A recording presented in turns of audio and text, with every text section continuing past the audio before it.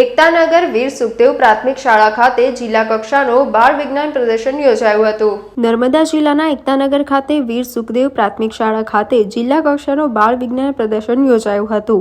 આ વિજ્ઞાન પ્રદર્શનમાં નર્મદા જિલ્લાના અલગ અલગ તાલુકાના અલગ અલગ શાળાના વિદ્યાર્થીઓએ પોતાની અલગ અલગ કૃતિઓ રજૂ કરી હતી। કાર્યક્રમમાં ડેડિયાપાડા વિધાનસભાના ધારાસભ્ય શ્રી ચૈતરભાઈ વસાવા સાથે શિક્ષણ સમિતિના ચેરમેન સંગીતાબેન તડવી, ગરુડેશ્વર તાલુકા પંચાયત પ્રમુખ માગતાભાઈ વસાવા સાથે નર્મદા જિલ્લા શિક્ષણ અધિકારી તથા પ્રાથમિક શિક્ષણ અધિકારી સાથે સમગ્ર સ્ટાફ તથા શાળાના બાળકો ઉપસ્થિત રહ્યા હતા। મહેમાનોએ વિજ્ઞાન પ્રદર્શનની અલગ અલગ નિહાળી હતી। કાર્યક્રમને અનુરૂપ ધારાસભ્ય શ્રી ચૈતરભાઈ વસાવા તથા જિલ્લા શિક્ષણ અધિકારી ડોક્ટર કિરણબેન પટેલે પોતાની પ્રતિક્રિયા આપી હતી। જિલ્લા કક્ષાનું 26મું બાળ વૈજ્ઞાનિક પ્રદર્શન 2024-25 અંતર્ગત આજે પ્રાથમિક શાળાના કમ્પાઉન્ડની અંદર જે વીર સુખદેવજી શાળા નંબર 2 એકતાનગર તાલુકો ગરુડેશ્વર અને જિલ્લો નર્મદાના પ્રાંગણમાં આજે સરસ મજાનું બાળ વૈજ્ઞાનિક પ્રદર્શન યોજાયું છે। અહીંયા 5 વિભાગની અંદર જુદા જુદા બાળ વૈજ્ઞાનિકોએ પોતાની કૃતિઓ રજૂ કરેલી છે।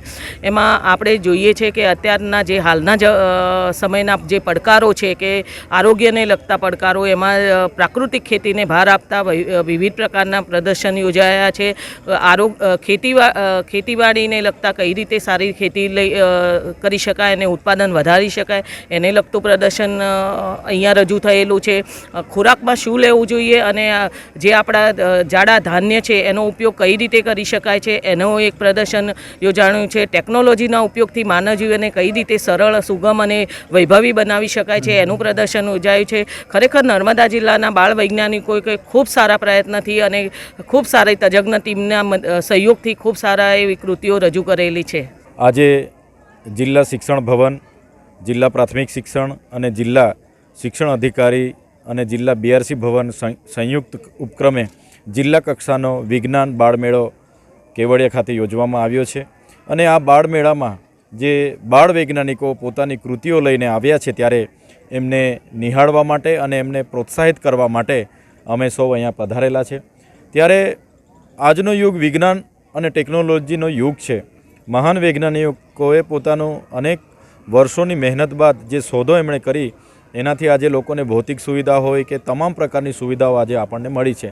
સાથે સાથે અમે કૃતિઓ જ્યારે નિહાળી છે ત્યારે એમાં વિજ્ઞાનની સાથે સાથે જે પણ ધાન્ય પાકોમાં કઈ રીતના આપણે ધાન્ય પાકોને ભૂલી ગયા છે અને કઈ રીતના ફરી જીવનમાં લાવવા, અહીંનું પ્રદૂષિત થતા વાતાવરણને, પ્રાણીને કઈ રીતના બચાવવા, પર્યાવરણને કઈ રીતના બચાવવા, સાથે સાથે ગણિતની જે પદ્ધતિઓ છે એમાં કઈ રીતના સરળતાથી વિદ્યાર્થીઓને સમજાવી શકાય જેવી અનેક પ્રકારની કૃતિઓ વિદ્યાર્થીઓ લાવ્યા છે। ત્યારે આ બાળ વૈજ્ઞાનિકો, મને પૂરો ભરોસો છે કે નર્મદા જિલ્લામાંની કૃતિઓ ચોક્કસ આવનારા દિવસોમાં રાજ્ય કક્ષાએ અને રાષ્ટ્રીય કક્ષાએ પણ આગળ આવશે એવી અમે એમને શુભકામનાઓ આપીએ છીએ। અને એમની સાથેના જે પણ શિક્ષક મિત્રોએ આ કૃતિ તૈયાર કરી છે એમને પણ શુભકામનાઓ આપીએ છીએ।